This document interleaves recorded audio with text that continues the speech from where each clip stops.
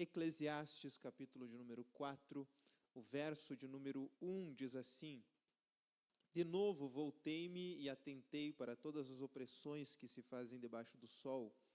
Vi as lágrimas dos oprimidos e eles não têm consolador. O poder estava ao lado dos opressores, mas eles não tinham nenhum consolador. Pelo que julguei mais felizes os que já morreram, dos que os que ainda vivem. Melhor que uns e outros é aquele que ainda nem é, ou aquele que não nasceu, que não viu as más obras que se fazem debaixo do sol. Também vi de todo o trabalho e de toda a destreza as obras a qual fazem o homem, a inveja com o seu próximo. Isso também é vaidade, isto também é aflição de espírito. Assente nessa tarde, glorificando, exaltando ao Senhor. Nós estamos diante de um texto, Giovanni, do velho Salomão. Nós não estamos mais diante de um texto a qual foi escrito pelo jovem Salomão, o qual pregava, o qual com sabedoria julgava as causas do povo, ou o rapaz que, dotado de uma sabedoria sobrenatural, usufruiu de tudo aquilo que Deus lhe deu a partir desta sabedoria. Nós estamos, porém, diante de um texto já do velho Salomão. Um homem que agora não teme mais o Senhor como antes, não ama mais o Senhor como antes e até mesmo desacredita de algumas coisas como em outros tempos não era. Como em outros tempos, aquilo que ele acreditava, agora ele já parece que a sua mensagem já mudou. E nós vamos ver como há diferença entre um homem motivado, apaixonado, influenciado pelo Senhor, como há diferença de um homem que está morrendo, parece que distante do Senhor, parece que afastado da sua presença. Nós vamos ver as palavras a qual Salomão vai escrever no livro de Eclesiastes, capítulo de número 4, são palavras que até parece que ele está observando o nosso tempo, e parece que a sua mente está envolvida pelas coisas que lhe cercam. Nós vimos nessa semana, e eu me perguntava, Senhor, como é que nós vamos fazer um culto de gratidão, se as notícias que nos cercam parece que são as mais horríveis possíveis, parece que as notícias que nos cercam, as coisas que estão à nossa volta, são notícias de impunidade, notícias de opressão, notícias muitas vezes que nós até mesmo afligimos o nosso coração. Ao longo da semana vimos cenas e experimentamos notícias que chegaram até nós de pessoas no meio de situações comuns da vida e a qualquer momento as suas vidas sendo tiradas. Muitos aqui, quem sabe, viram uma jovem que no metrô entrou nos Estados Unidos e quando estava sentada, indo, quem sabe, para sua casa, para o seu descanso, foi morta num instante a facadas. Uma pessoa que fugia da guerra na Ucrânia, estava nos Estados Unidos, já fugindo, conseguiu fugir da guerra e num simples instante, a sua vida foi ceifada em cima daqueles trilhos. Ainda outro jovem debatia com outros jovens em uma universidade, de repente, sem esperar, sem qualquer anúncio, a sua vida é tirada com um tiro na garganta. E eu ficava me perguntando como conseguir fazer, no meio de todas essas notícias, no meio de tanta impunidade que nós vemos no mundo, de tanta tristeza, de tanta aflição, fazer a hora da gratidão. E eu me lembrava de Salomão. Eu me lembrava das palavras que ele traz e como ele se deixa observar as situações da vida e ele começa a ver as mesmas coisas. A impunidade, os opressores e os oprimidos que estão sofrendo por isso, não tem ninguém que os console, não tem ninguém que lhes ajude, não tem nem mesmo, o texto fala, pessoas que possam enxugar suas lágrimas. Não existe ninguém que consiga trazer um pouco de esperança, um pouco de alívio. Não há ninguém que consiga consolar o seu choro, o seu pranto, a sua dor. E Salomão está dizendo, é melhor até mesmo as pessoas que ainda nem nasceram do que estes que estão tendo que trilhar esta vida observando tudo o que está acontecendo. É isso o que Salomão está dizendo, é melhor, é muito mais agradável aqueles que já morreram, aqueles que já passaram por esta vida do que nós que estamos aqui e temos que passar por tudo isso, temos que observar todas essas coisas que nos cercam. O texto a qual nós lemos, porém, é do velho Salomão.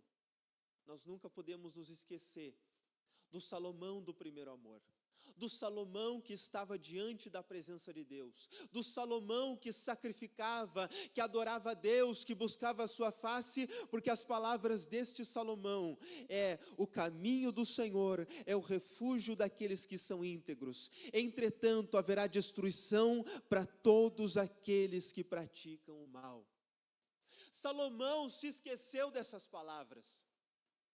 Quem sabe os muitos pecados de Salomão fizeram com que ele esquecesse que existe um caminho e existe um refúgio para aqueles que andam na integridade, para aqueles que amam o Senhor. Existe uma esperança para aqueles para quem no meio da impunidade, no meio dos crimes, esperam a provisão, o refúgio e a bênção do Senhor. O antigo Salomão seria uma lição para o velho Salomão. E ele nos traz essas duas partes, Giovanni, da palavra. Ele nos dá os dois prismas de um homem, a qual a sua vida passada e a sua vida ao final mostram duas faces da vida. A face de uma vida que ama e conhece o Senhor, para uma vida que se esqueceu e vive no pecado.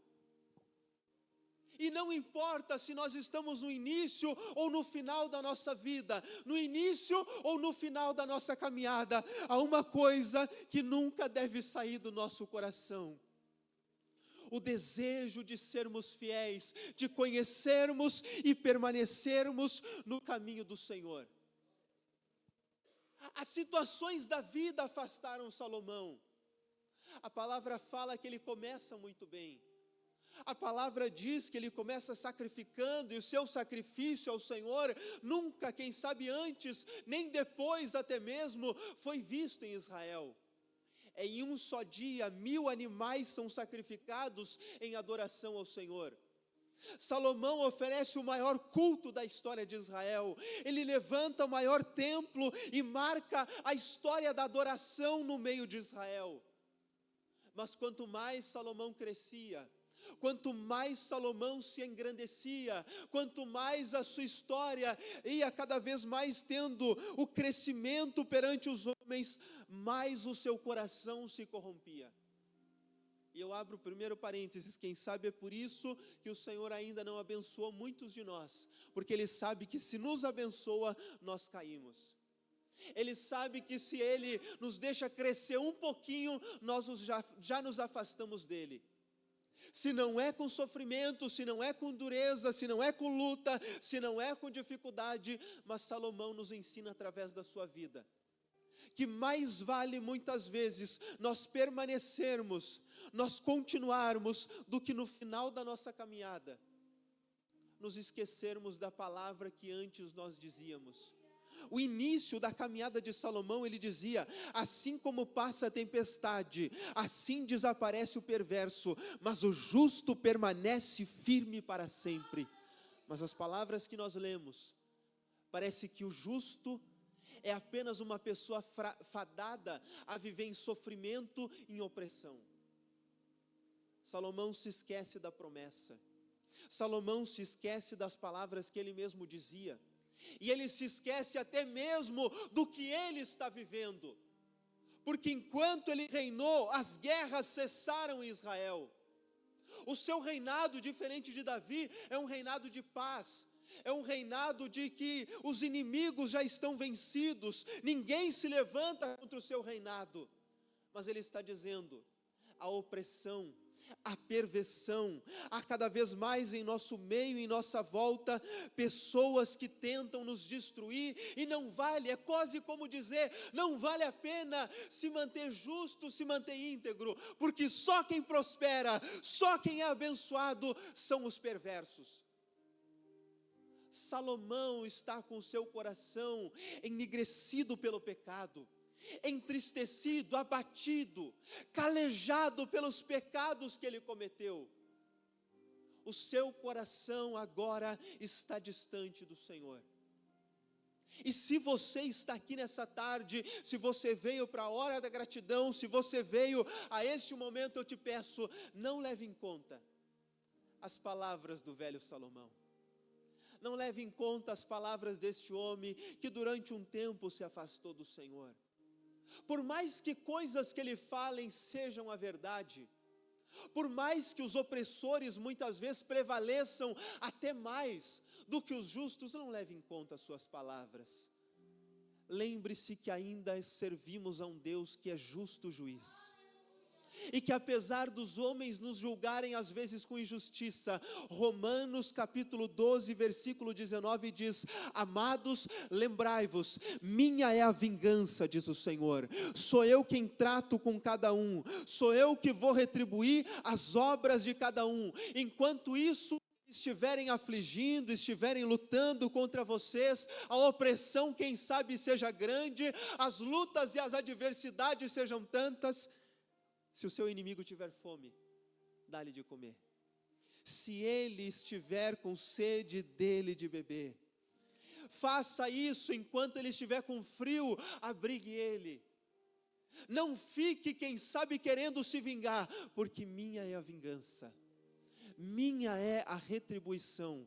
Quais são os motivos de estarmos aqui neste momento de gratidão?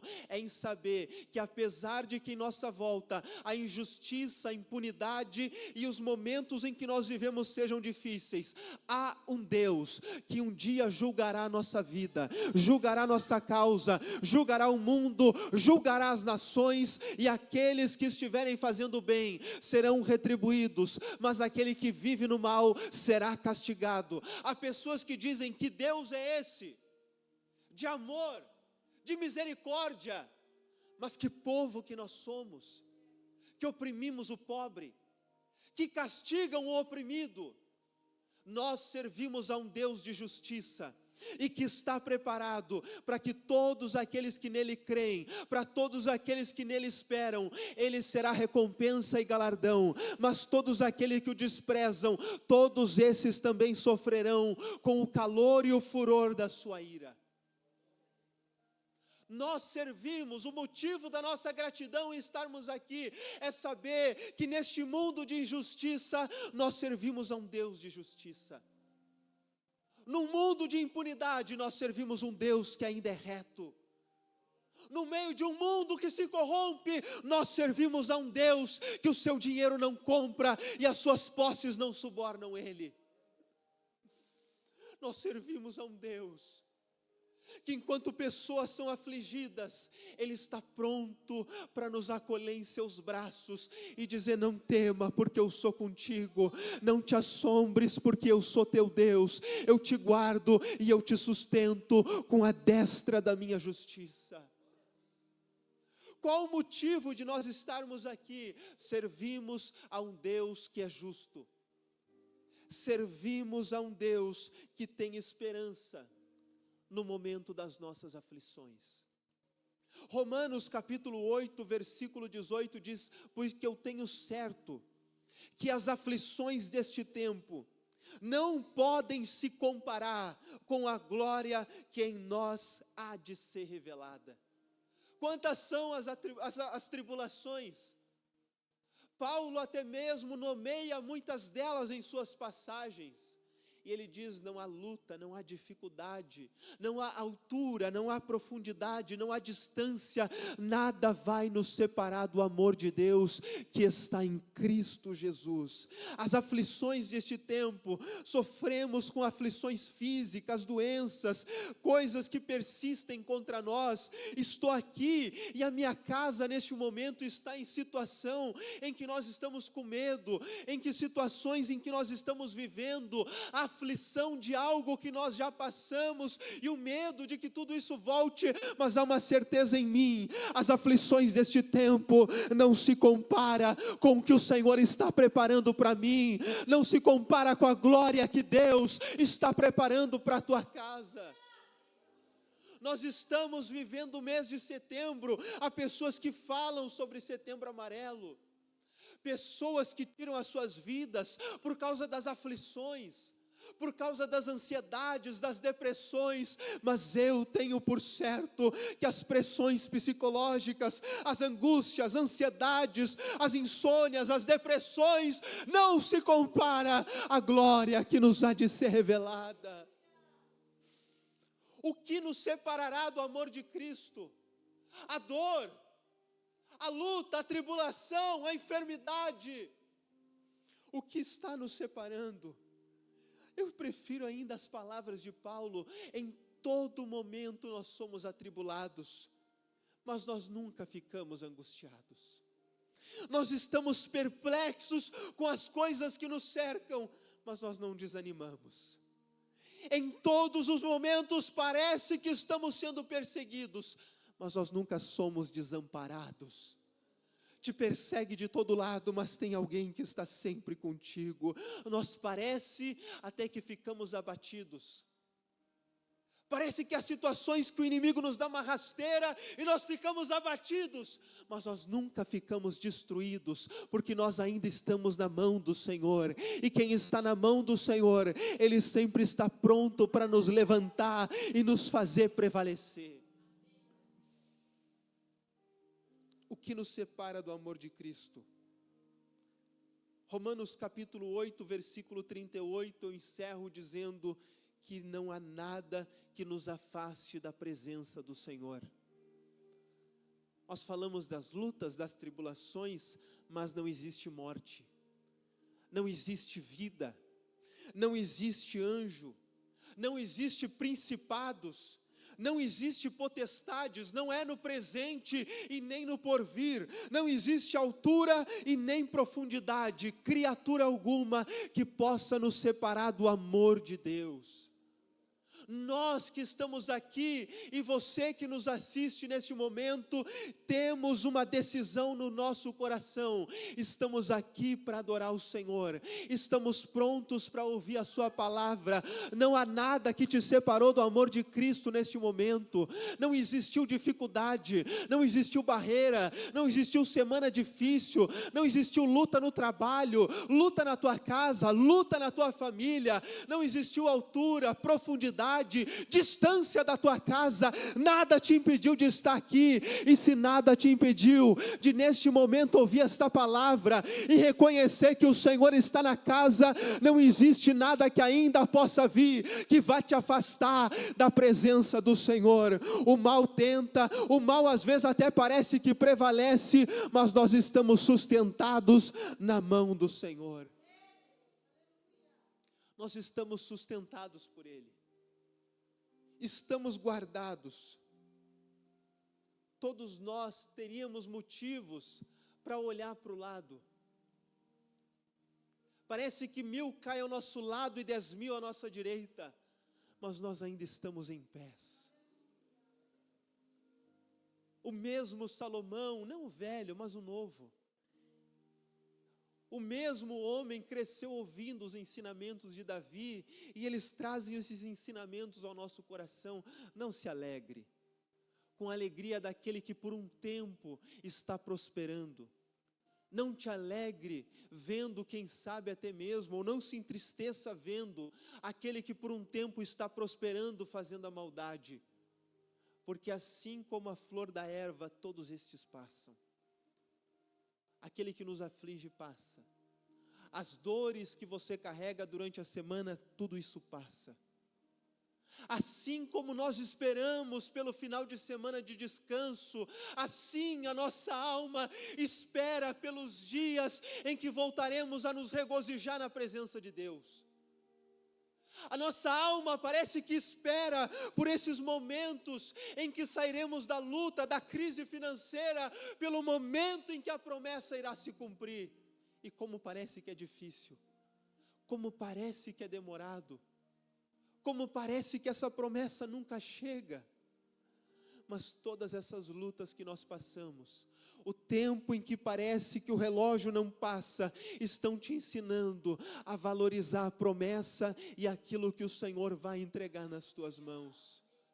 Há poucos dias a nossa irmã estava aqui no meu lugar dizendo: 2 anos vindo para a casa de Deus, 2 anos orando pela minha família, pelo meu esposo.